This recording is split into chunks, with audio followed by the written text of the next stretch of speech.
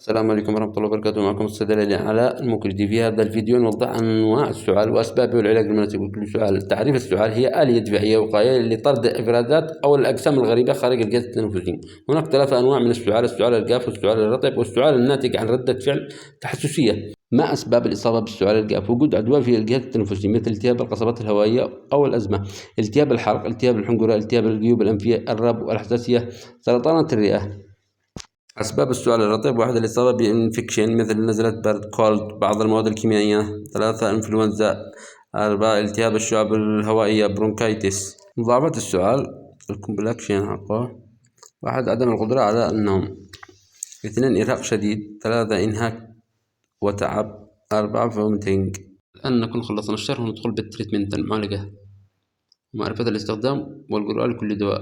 أول دواء معنا أوليفين، ده بيحتوي على مادة البرومكتين والجيوفنزين والمينيتول والتريبتالين. يستخدم طارد ومزيل للبلغم ومسير القصبات الهوائية بجرعته ملعقة كل 8 ساعات. ثاني دواء معانا الإمبريكسول، يحتوي على مادة الإمبريكسول وبس، مزيل للبلغم بجرعة ملعقة كل 8 ساعات. البديل له ميكونيل فعال والميكوسولفان. ميكيسول ده في منه للكبار وفي منه للصغار. مادة الفعالة حقول الكربوستين، ملعقة كل 8 ساعات، مزيل للبلغم بس.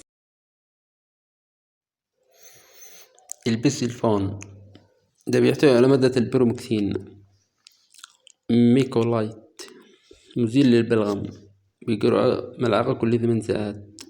البديل له الميكو سلفين. الدواء اللي بعديه التراسولف، ده بيحتوي على مادة الجيوفنزين والكربوستين والأوكسوميمازين. يشتغل مزيل للبلغم وطارد البلغم وأنتي هيستامين بجرعة ملعقة كل 8 ساعات. الميكوفيلين ده بيحتوي على مادة البرومكسين وسيفيلين بيبرازين. يستخدم مزيل للبلغم ومسيل القصبات الهوائية بجرعة ملعقة كل 8 ساعات. نيجي للدواء اللي بعده الفينتوكوف، هذا في منه نوعين: نوع يحتوي على السكر، نوع خالي من السكر.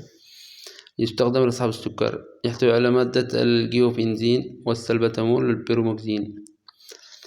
يستخدم مزيل للبلغم وطارد البلغم ومسيل القصبات الهوائية بجرعة ملعقة كل 8 ساعات. نيجي للدواء اللي بعده الفركوسولفين، ده بيحتوي على مادة الامبريكسول والجيوفنزين والثيوفلين. ده بيستخدم مزيل للبلغم وطارد البلغم ومسيل القصبات الهوائية بجرعة ملعقة كل 8 ساعات. نيجي الآن لأدوية الكحة الناشفة أو الجافة. نيجي لأول دواء الفالين، ده المادة حقه هربال برودكت، أعشاب طبيعية، تستخدم ملعقة كل 8 ساعات. اللي بعديه سينبراي، وده برضه يحتوي على مادة الهربال برودكت، ملعقة كل 8 ساعات، مواد طبيعية. الدواء اللي بعده ليفي برنت، ده يحتوي على مادة الليفي ليفز إيفري، ملعقة كل 8 ساعات. نيجي للدواء اللي بعده جوافة، ده بيحتوي على مادة الجوافة ليفز والتري فلور، ملعقة كل 6 ساعات إلى 8 ساعات. الدواء اللي بعده البنتبروك، ده بيحتوي على مادة البين بروبين، ملعقة كل 8 ساعات. نيجي للدواء اللي بعده الكوديدار، ده بيحتوي على مادة الفين ليفين والكلوروفرامين والديكستروميثورفان، ملعقة كل.